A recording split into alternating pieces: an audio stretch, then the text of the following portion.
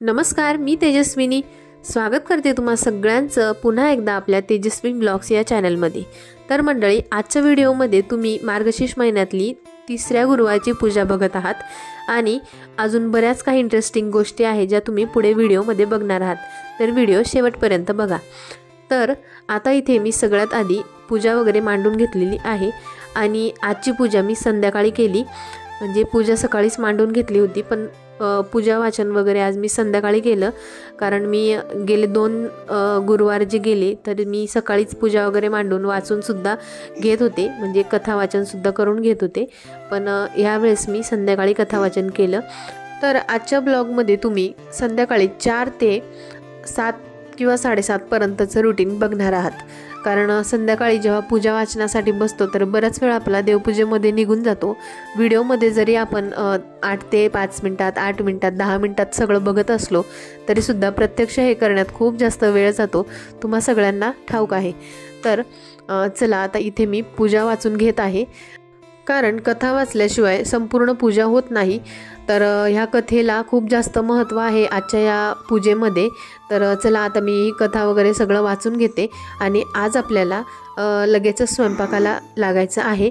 तर आजच्या व्हिडिओमध्ये मुद्दामच पूजा मांडणीचं वगैरे काही शूट केलं नाही, कारण गेले 2 गुरुवार ते सगळं शूट केलं होतं आणि परत तेच दाखवायचं, म्हणून मग मी आजच्या व्हिडिओमध्ये पूजा मांडणीचा व्हिडिओ शूट केला नाही आणि डायरेक्ट तुम्हाला पूजा मी दाखवत आहे। तर ही सगळी पूजा झाल्यानंतर जे आपलं महालक्ष्मी अष्टक असतं ते आवर्जून म्हणायचंच असतं। तर पूजा वगैरे सगळं वाचून झाल्यानंतर प्रत्येक वेळी सकाळी आणि संध्याकाळी 2 वेळा हे महालक्ष्मी अष्टक मी म्हणत असते।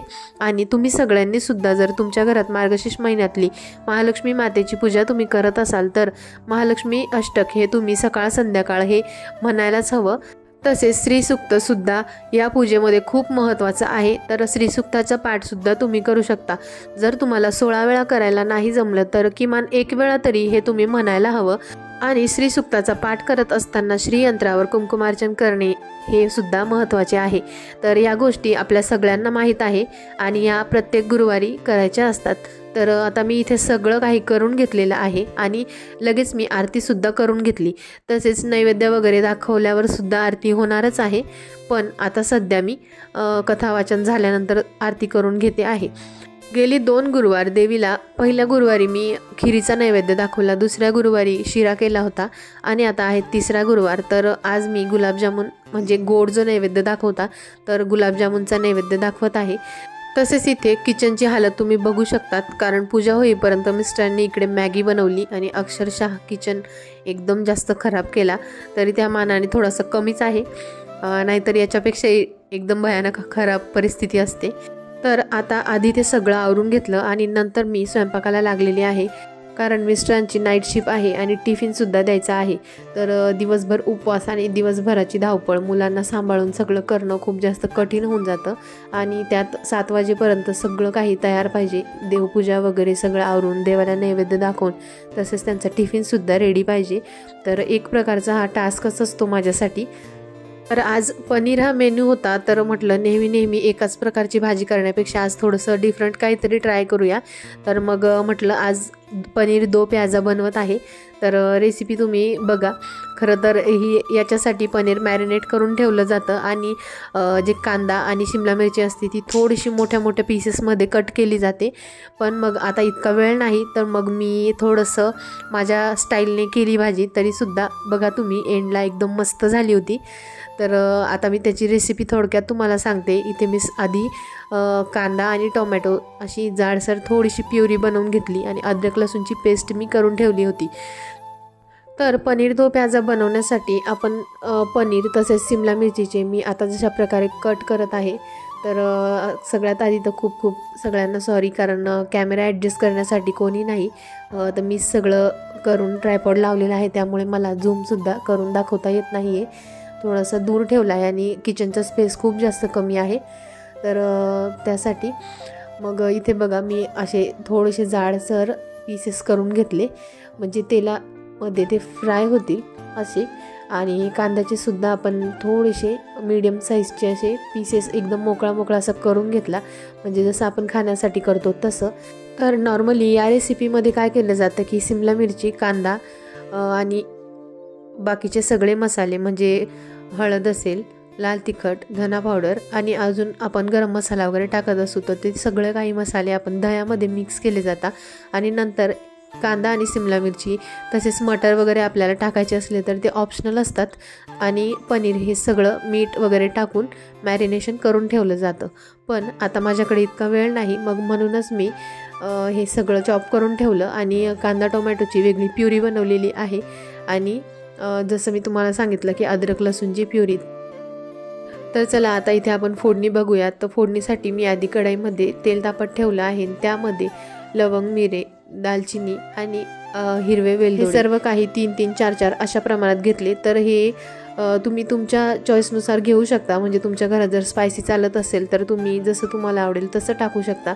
तर मी इथे फक्त 3 ते 4 वापरलेले आहेत लवंगा, मिरे आणि 3 हिरवे वेलदोडे. तर त्यांना छान तडका बसल्यानंतर त्यामध्ये मी कढीपत्ता टाकला. कढीपत्ता हा माझ्या प्रत्येक भाजीमध्ये असतो कारण खूप हेल्दी असतो आणि असा खाल्ला जात नाही. तर त्यामुळे मी प्रत्येक भाजीमध्ये टाकतेच. आणि त्यानंतर इथे मी जे टोमॅटो आणि कांद्याची जी प्युरी बनवून ठेवली होती ती डायरेक्ट त्या फोडणीमध्ये टाकली आहे. त्यानंतर अद्रक लसूणची पेस्ट मी यामध्ये टाकली आणि हे सगळं चांगलं शिजू दिलं. एकदम तेल सुटोपर्यंत मसाला छान होऊ द्यायचा. त्यानंतर यामध्ये कुठलेही बाकीचे स्पायसेस न टाकता यामध्ये कांदा जो आपण चिरून ठेवला आणि सिमला मिरची तीसुद्धा टाकून घ्यायची. तसेच मी एक टोमॅटोसुद्धा घेतलेला आहे. तर हे सगळं काही आपण नंतर त्या मसाल्यामध्येच ॲड करायचं आणि छान झाकण ठेवून शिजू द्यायचं. कांदा सिमला मिरची जेव्हा नरम होते तेव्हा या मसाल्याचा फ्लेवर त्याला अगदी छान लागतो. आणि हे सगळं थोडंसं दाबून बघायचं, म्हणजे जरासं नरम झालेलं असलं त्यानंतर मग आपण हळद, लाल तिखट, धना पावडर टाकायची. तर हे सगळं आपण आपल्या चवीनुसार टाकू शकतो.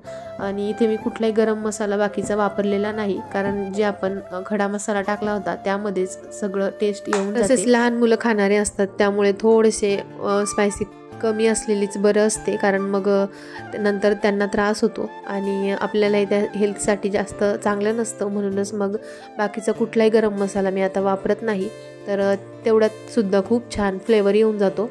आणि आता मी या भाजीमध्ये जी आपली नॉर्मल रेग्युलरची लाल तिखट असते ती घरची जी आहे ती वापरत आहे. आणि दुसरी जी आहे कलरसाठी मी एव्हरेस्टची वापरत असते.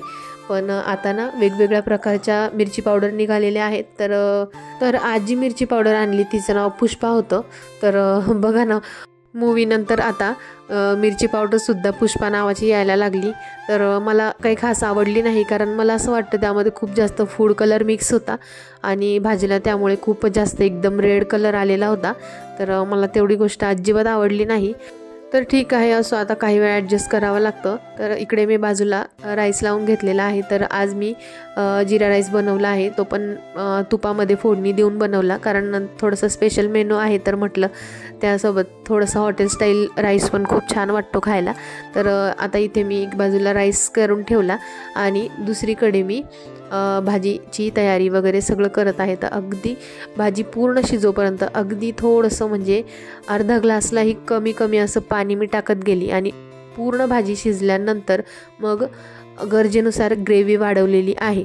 तर शिजताना याच्यामध्ये अजिबात पाणी टाकायचं नाही. अगदी 2 चम्मच 3 चम्मच असंच पाणी टाकायचं. ते पण फक्त मसाला करपायला नको म्हणून. आणि अगदी स्लो मीडियम गॅसवर ते होऊ द्यायचं आणि झाकण ठेवून शिजवायचं आहे. आणि हे सगळे पदार्थ म्हणजे जवळजवळ पूर्ण भाजी झालेली आहे. पनीरसुद्धा त्याच मसाल्यामध्ये शिजलं. आणि पनीर मी वेगळं तळून घेतलं नव्हतं. जे आपण सिमला मिरची, कांदा वगैरे टाकलं ते सगळं थोडंसं नरम झाल्यानंतर त्यामध्ये पनीर टाकलं आणि 2 चमचे दही मी म्हणजे फुल भरून 2 चमचे जे असतात आपले पोहे खाण्याचे ते मी या ग्रेव्हीमध्ये टाकते आहे. आणि मग नंतर ते मिक्स करत आहे कारण भाजी होण्याच्या आधीच जर आपण दही टाकलं तर काही वेळा दही फाटू शकतं आणि भाजीचा टेक्स्चर आणि टेस्टसुद्धा खराब होऊ शकते. तर दही बघा इथे मी अतिशय घट्ट घेतला आहे आणि याचा टेक्स्चरसुद्धा एकदम रेस्टॉरंट स्टाईल आला आणि टेस्टसुद्धा खूप छान होती. सगळ्यांना खूप जास्त आवडलं. मिस्टरांच्या टिफिनला दिला होता तिकडेसुद्धा त्यांना सगळ्यांना खूप जास्त आवडली होती भाजी. तर इथे तुम्ही बघू शकतात एकदम मस्त टेस्ट आणि टेक्स्चरसुद्धा आलेला आहे. तर चला आता पटकन आपण ताट तयार करू आणि देवाला नैवेद्य दाखवून घेऊ. तसेच मिस्टरांचं टिफिनसुद्धा पॅक करायचं आहे. तर चला आता इथे मी पटकन असं प्लेट लावून घेते. तर बघा इथे ताट किती छान दिसतं आहे. एकदम परिपूर्ण असा स्वयंपाक आणि दिवसभर उपवास असला ना की असं मस्त जेवण असलं की खूप जास्त छान वाटतं. पण करता करताच मन भरून जातं, तर जेवणाची इतकी इच्छा राहत नाही असं होऊन जातं. खाणारी मंडळी जर उत्साही असली तर करण्याला सुद्धा आपल्याला खूप जास्त उत्साह येतो. तर चला आता सगळं इथं प्लेटिंग वगैरे करून झालेली आहे. बघा इथे ताट किती छान आणि सुंदर दिसतं आहे.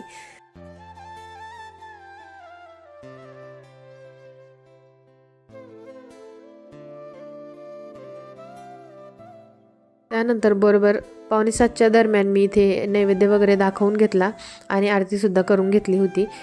तर चला अशा पद्धतीने आजचा 3रा गुरुवार माझा एकदम व्यवस्थित पार पडला आणि अगदी वेळेत सगळं झालं.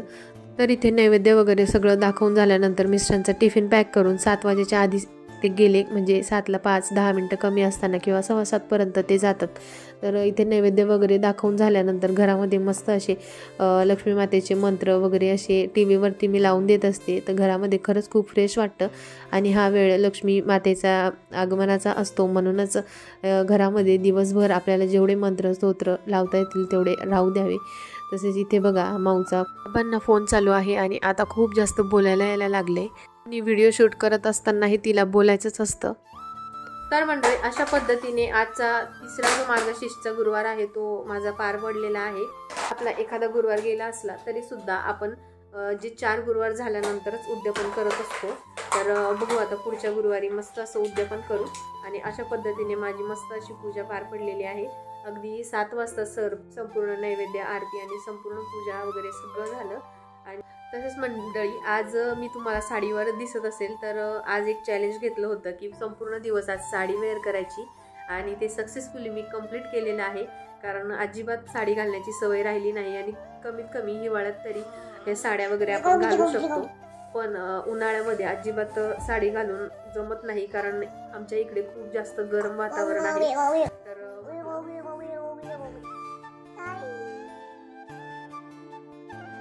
तसेच जेवण वगैरे बाकी आहे. तर आता मी उपवास सोडवून घेते. अशा आहे की आजचा ब्लॉग तुम्हाला आवडला असेल आणि आजचा ब्लॉग जर तुम्हाला आवडला असेल तर व्हिडिओला लाईक करा, चॅनलला सबस्क्राईब करा. उद्या पुन्हा भेटूयात एका नवीन व्हिडिओ सोबत. तोपर्यंत बाय बाय.